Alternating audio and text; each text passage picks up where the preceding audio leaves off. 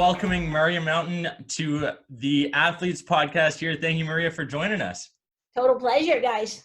Yeah, so you've got a Goalie Training Pro TV on YouTube. That's what you've got a substantial following there, 20,000 people checking in on your videos and updates all the time.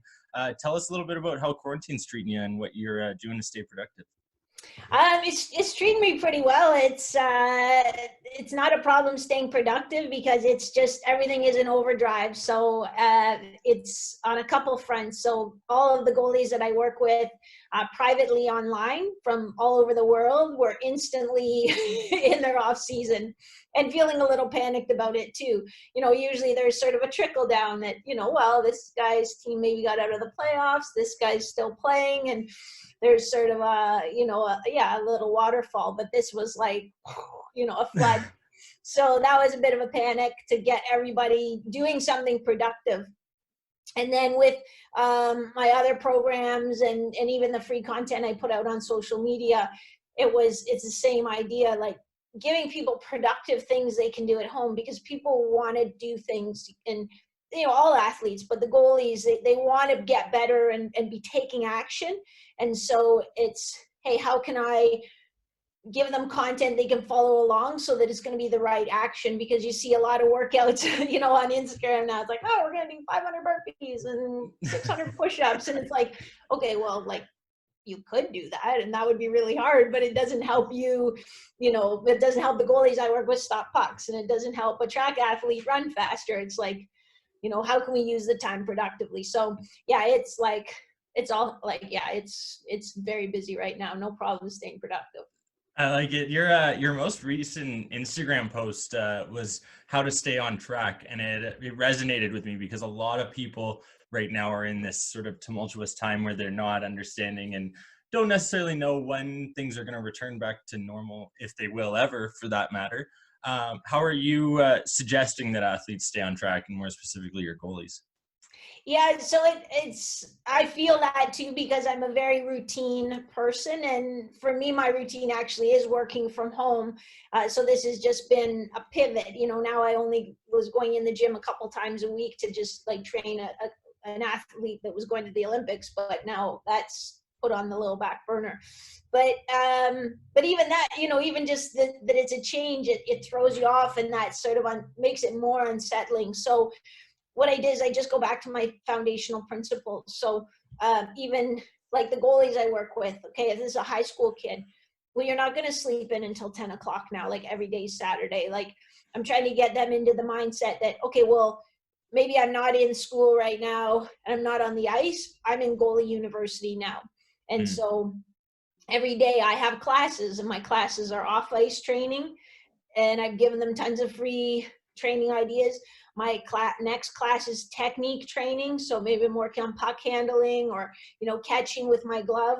My third class is going to be on being a student of the game. So maybe I'm working on trying some meditation to see if that resonates. Maybe I'm, NHL Live has free games. So you can study games and study, what does this goalie do in this situation? So that's what I'm trying to do. Like I'm still getting up at the same time I always get up. I'm doing my workout the same as I always do. And I'm also trying not to slide down the slippery slope. Like, we have on Tuesdays, I have a little meeting with my girl squad, who's like my best friends from high school. And, they'll all have their glass of wine, and, they'll be like, where's your glass of wine? It's like, I don't drink alcohol during the week. And I kind of feel like, well, it's COVID though. I should, what the hell? Like, it's COVID.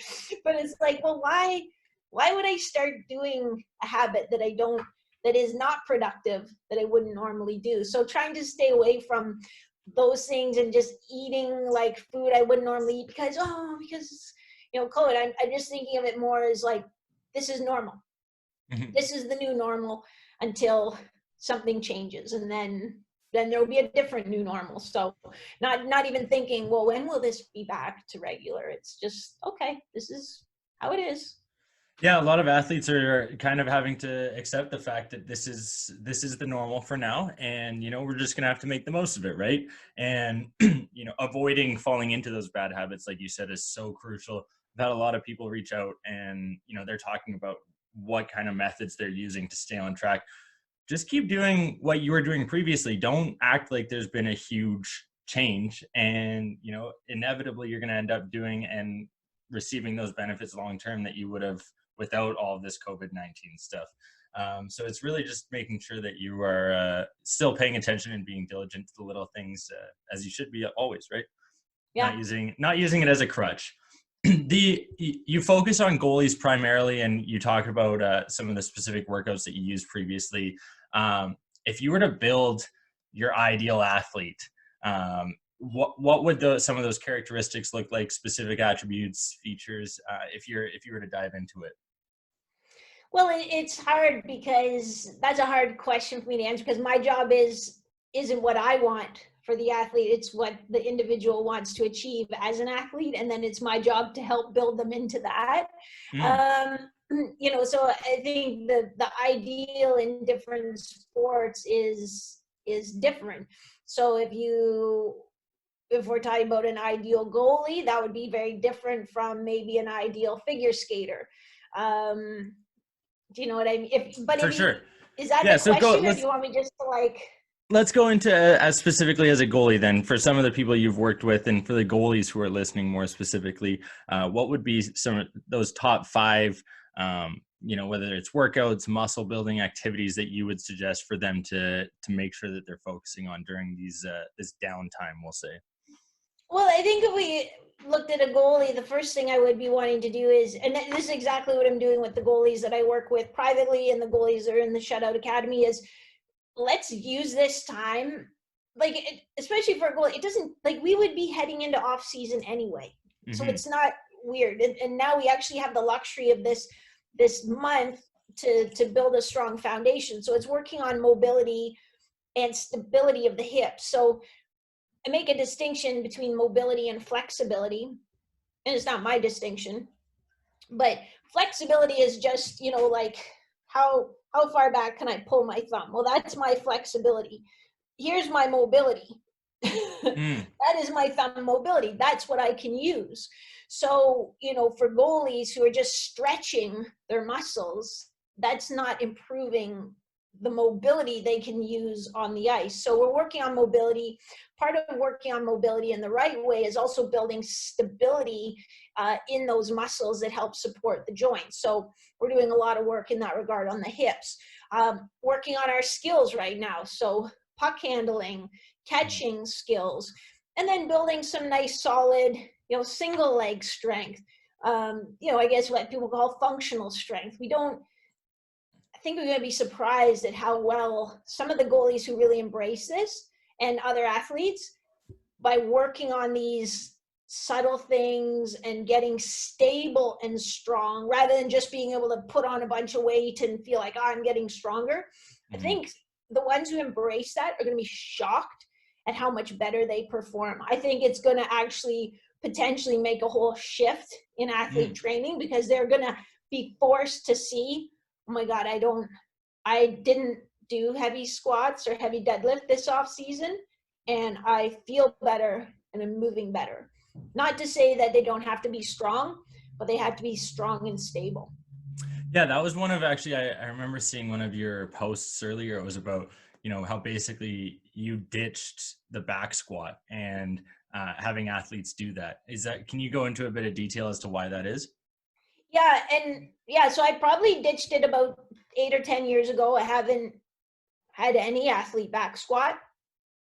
And the reason, I think it was Mike Boyle that kind of helped me really formulate it in my head. But the basic reason is you can back squat heavy and poorly.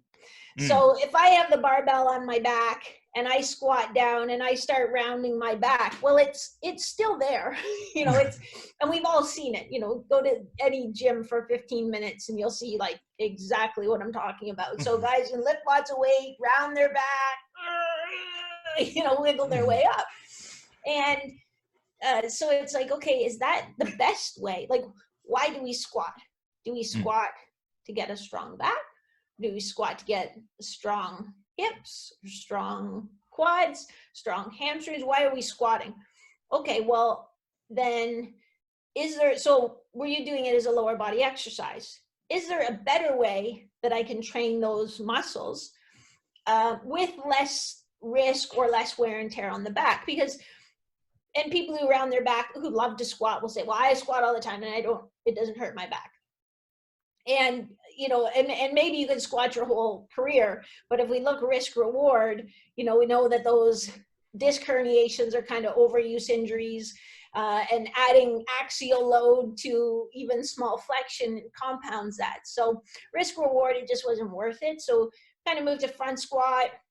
I don't actually use front squat that much anymore either. We still use it sort of earlier in the off season. Then we go to like single leg squat, squat lateral, things like that. Yeah, because so many, I just see so many athletes all the time. They're constantly like, well, I got to get my squat up. That's what I need to do to make sure that I can jump higher, I can run faster, I can do this, that, the other thing. But they don't understand the long-term downside to putting on that much weight and that much strain on all of your joints, all of those muscles constantly. Sure, it might be great for building muscles, but unless you're a bodybuilder, that's probably not what you should be doing on and putting your body through that much strain long term. So that one resonated with me. I'll share that one on our YouTube channel as well to try and bring some promotion to yours. Not that you need any more people viewing yours. It's the other way around. Yeah, and no, it never hurts. The next part I wanted to sort of with you about the nutrition side of athletics, and when you're going through Goalies, you've got an IGTV on making high protein meals quickly in like 90 seconds. Can you give us a couple examples of what those are? I know everyone right now is trying to make sure they still stay healthy during COVID-19. Not easy to do when your fridge is 5 steps away from you all day, every day. How are you staying healthy and making sure you avoid the snacking? Yeah, it is hard. Yeah, it's just funny, the psychology of it. But yeah, just trying to limit portion sizes. And again, say, like, is this something I would normally eat? Like, no. So then let's not. And for me, like nutrition, like, so that high protein, it was literally like, here's how you make scrambled eggs in the microwave. Because, you know, they're kids that they just don't eat, you know, and they need to learn too. Like, it's not your mom, like if you're a 15, 16-year-old athlete, like it's not your mom's job to like get up and make you food. Like, you need to learn how to make your own food. And it's something, if you're at a tournament or whatever, most hotel rooms have a microwave. You can take along a microwave bowl, you can get some eggs, and, you know, like there's no excuse for you not to have a good meal. I think the thing with nutrition when I work with athletes is, we want to make it very complicated. Well, what are my macros? And, you know, it's like, how about we just eat, you know, and Michael Pollan says, like, eat real food, not too much, mostly plants. So let's just limit our processed foods, eat healthy carbohydrate, fat, and protein with every meal and snack. Let's start there. And then if we're still not accomplishing our goals, and you know, are we gaining mass, you know, are we gaining lean mass and gaining fat? Well, then we need to dial down how much we're eating. Are we doing the right training, but we're not gaining mass and we're losing fat?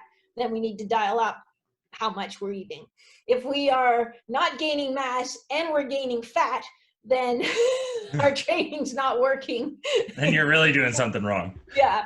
So, you know, like, it's very simple, but people like to make, well, and what supplement should I take? And how about supplement is food? Take food, like actual food. Yeah, making sure that you just, there's so many individuals that are constantly trying to get that extra edge, whether they're taking their BCAAs, their protein powders, their veggie greens. It's like, you could get all of those nutrients if you just sat down and had a head of broccoli and carrots and whatever it was, right? On top of your daily meal. You don't need those extra supplements, quote unquote. But for goalies specifically, there's always that fine line of being, whether you don't want to be too big, you don't want to be too fat. There's the stigma around goaltenders that they kind of stay kind of on the leaner sides, that they're not heavy, that they can move around the net easier. Is that something that you try and suggest towards the goaltenders, to stay on that leaner side, make sure that they're keeping that BMI on a lower index compared to what, you know, for instance, another athlete who maybe needs a bit more of that strength and power? No, I think it's finding, and so, there's a difference. There's lean, there's body fat percentage, and then there's overall weight. Hmm. So, we want that athlete to be, not to be carrying around a bunch of extra fat, because they don't need it. I think if you're a lineman in football, you might need some extra fat because it helps you move another guy, and maybe also gives you a little bit of extra protection. As a goalie, you wear pads. You don't want to be carrying extra fat that you need to move around. So I like them to be, fairly lean. And then if we're adding muscle mass, we want to make sure it's usable muscle mass. So yeah, that you might have a skater who's 18 years old, and maybe they haven't sort of peaked physical maturity yet. So maybe they're 6'1" and they weigh 160 pounds. Well, then it's kind of like, okay, we better add a little mass because you're going to be fighting some guy in the corner for a puck, and we want to get you a little bit heavier, and we want that to still be usable, but we are going to do a little more hypertrophy with you. A goalie, we don't really need to do that. So if we add mass as a byproduct of doing the right training to help them move better, it's fine if it's lean mass. We don't really want them to be fat. And I think it's changed a lot, but it used to be sometimes too, it's like the fat kid's the goalie because they're the slow skater. And so it's like, you go in the net. Yeah. Yeah, that was me when I was 7, 8 years old. That was why I started in Yeah. net. Yeah. So you see it a lot less, but you used to get some goalies that were like a little bit doughy just because, they were heavy as a kid. And, but we try to Lean them down. lean them down a little bit. Yeah. There you go. So the OHL draft occurred yesterday. Bunch of, young 14, 15-year-olds that are getting drafted. And, there's so much pressure that's put on these kids. Everyone gets wrapped in up. If you don't get drafted, you're not going to the NHL. You're never going to make pro. You're not going to do this. So you might as well quit now. What's some maybe advice that you would give to those athletes who did get drafted for this offseason, or maybe the ones who didn't get drafted and are kind of feeling down, but what are some pieces of advice that you would give to them to keep their hopes up? And, maybe as a reminder that getting drafted or not getting drafted doesn't mean you necessarily won't make the O or the next level. Yeah. My best piece of advice is that it doesn't change anything. That your mission should always be to be the very best hockey player you can be, regardless of what that is, because that also makes you in some essence untouchable. Because if that's your mission, if your mission is, my mission is to make it to the OHL, all I ever wanted is to play in the OHL, it's just my heart, I got to be in the OHL, and you don't end up playing in the OHL, well, now what? And you see that happen to most kids, and then they have no fallback. It's like, okay, I want to be the best that I can be. Maybe right now that isn't playing in the OHL, but what can I keep doing to get better? And where's my next best opportunity to go from there? So I think if you have the heart, like what I hate to see as a kid, oh, I got drafted, now I got to really work hard. Well, like you just should always want to be the best. That should be inside of you because it only gets harder. Yeah. like every level you go up, it gets harder and harder. So if you're just like, I'm going to work hard so I can play in the OHL, well, when do you run out of that steam?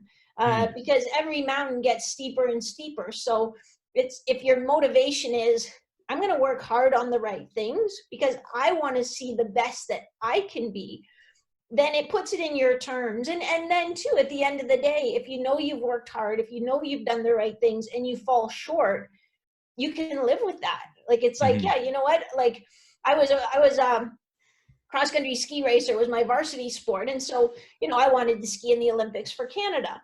And I trained hard. I moved to the Yukon to train, where we had lots of snow. And at the end of the day, it's like, I wasn't good enough to ski for Canada. And that's cool. You can live with yourself at the end of the day that way.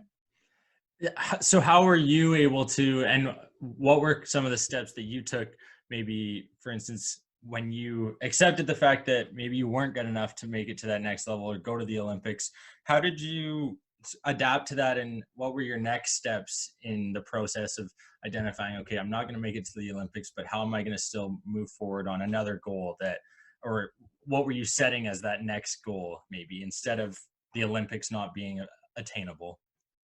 Yeah, and I would have probably been about 23 at the time, and so then it was, just finishing university, and there's that, so you're either going to then step up to the national team and ski full time, or you're going to find a different path. So then it really, for me, it was, now we're getting a job and just and working. It's that sort of, I don't know if you had the same experience, but to me, that first year after university was the weirdest year of my life, because it's the first time in your whole life you can remember that you didn't know what you were going to do come September, and that there was nowhere you had to be.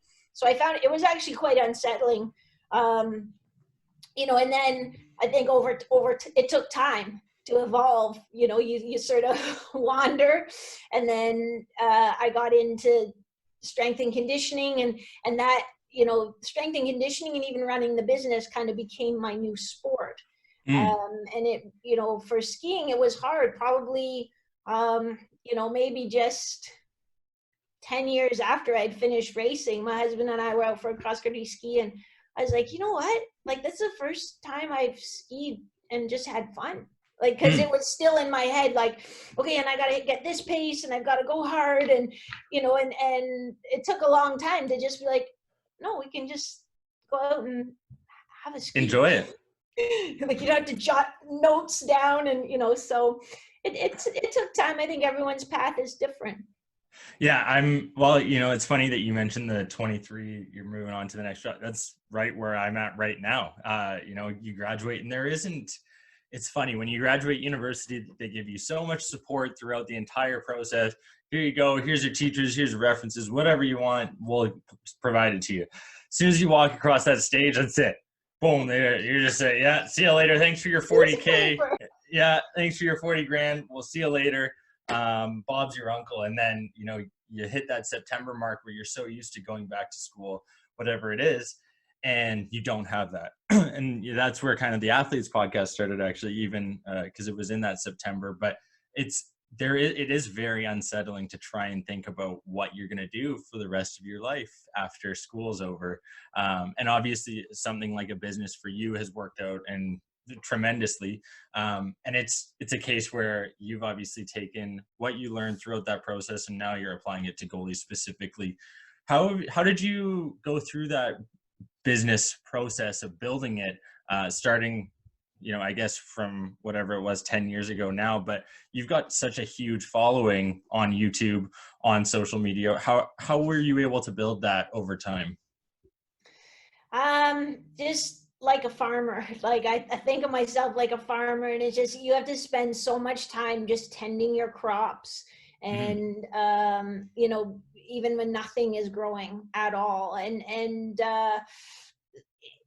so yeah, like, I think I started my YouTube channel, I don't know, it was 12 years ago or 11. So it was probably a little bit easier back then, but it's not like it took off. It's not like people were really on YouTube. So I just tried to put out good content and help people, and come with a giving hand, and just give,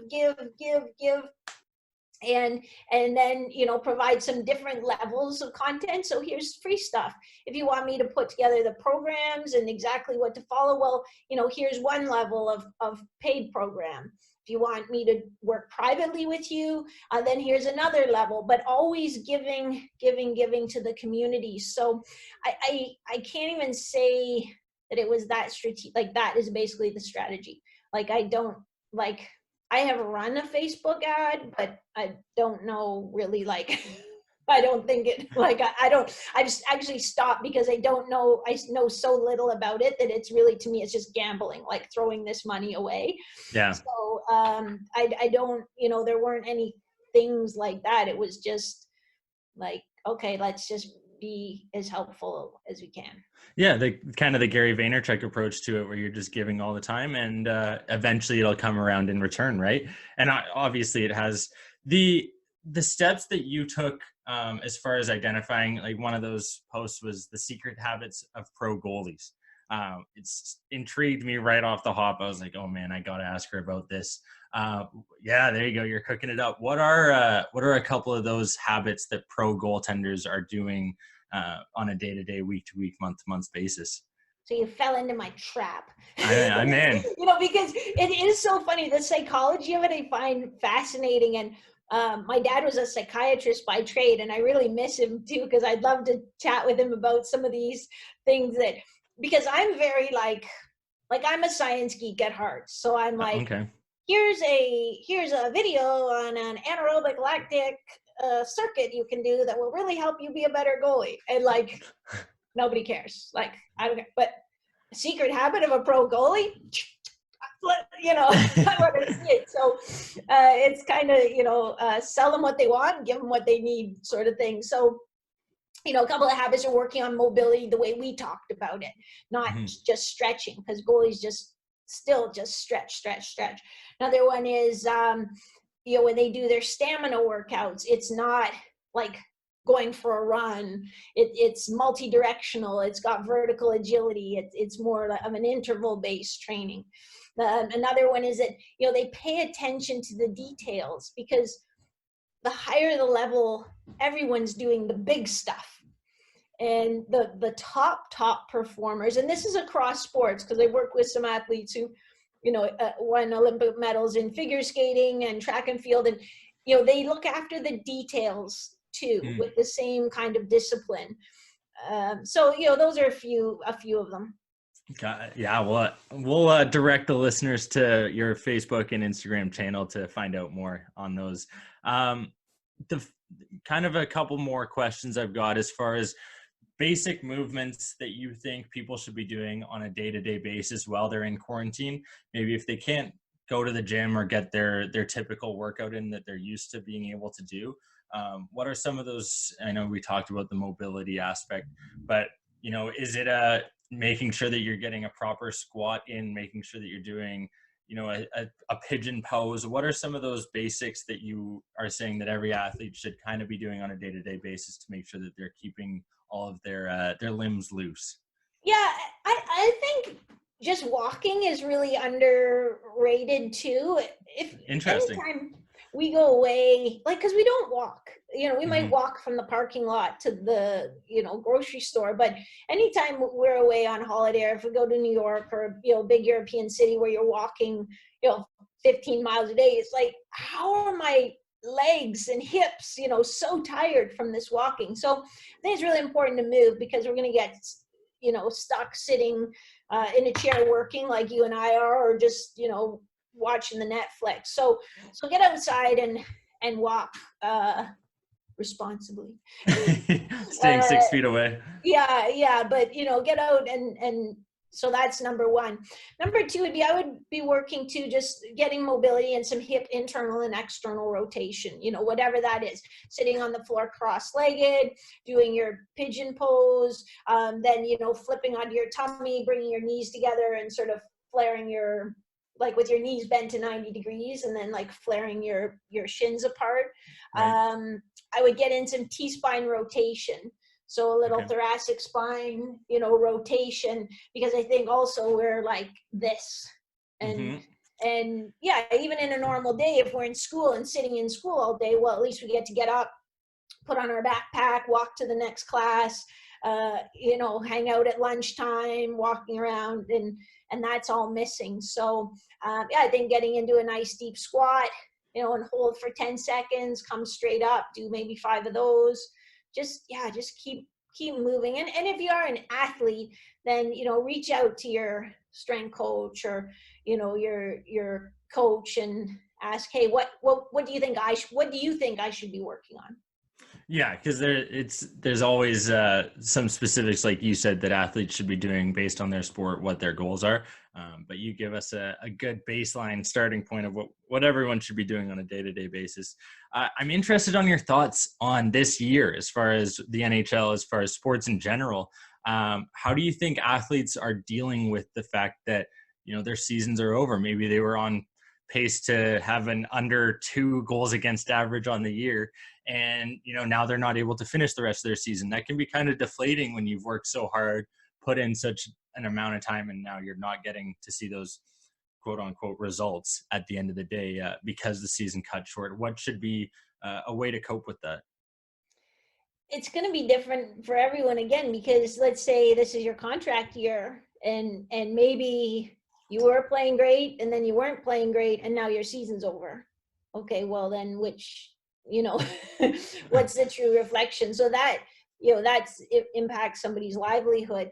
I was talking to a goalie coach friend of mine who's with the Chicago Steel, and he's of the USHL, and he said, like our team was setting every record, like in individual records and team records, like we were having a crazy season, and those are teenage hockey players, and then it's just all over. And then too, people get sent home and they think like, okay, we'll be back in 2 weeks. And then no, we're not. So there isn't even really okay, boys, this is, what an amazing season. It's just, so I think it's just try to stay connected with teammates. And then it's always, okay, well, what can I control? If there's something, if you're dwelling on something or something's getting you feeling bad, always ask yourself, is this something I can control?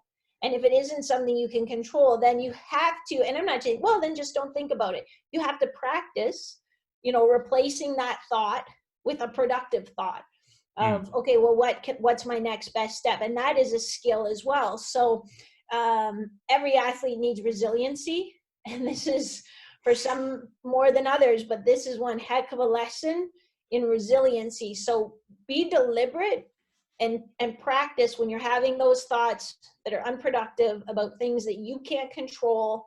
Then, okay, I'm going to practice and maybe even have like 2 or 3 thoughts that it's like, I'm going to insert one of these 2 or 3 thoughts instead, and practice controlling what you can control and what's my next best step. Yeah, those are some great pieces of advice there. I'm probably going to be using those when I go to bed every night now, marking down what I did, being productive, and making sure that it's holding myself accountable as well. And those listening. Last question. Who would have been your pick for Vezina this year in the NHL? I'm curious. Do you follow the NHL enough to, sometimes people aren't following it as much. So I'm putting you on the spot here, but I don't know what are your takes on some goaltenders you really like their play in the NHL? Yeah, and I really only watch like kind of the teams that I watch. Okay.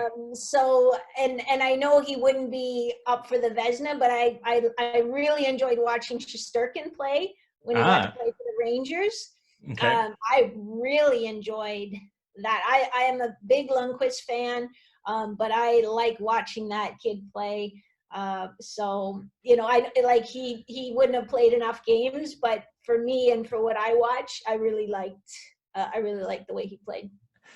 There was himself, and then as well Elvis Merzlikins, 2 young goalies that came into the NHL and just kind of started to light it up. How would you have? This sparks another question, and I apologize for making it 2 in a row. But it takes Lundqvist, who has been this basically stud of a goaltender for the past decade and a half with the Rangers organization. And then this young kid comes in and steals the show, and he's been an absolute pro about it. But how are you, or how would you have, how do you go through that mentality to go from the perennial starter for the past decade on the Big Apple's team, and now you're backing him up because he's playing better? I don't know necessarily how or which point of view you want to take it from, or if you want to take it from both, but that's a tough situation for him to kind of swallow. I think, and it depends on Henrik's personality and his, his opinion of maybe what he deserves, which leads into my answer is, even from a coaching perspective, I think it depends how much of your ego is wrapped up in that story of who you are. And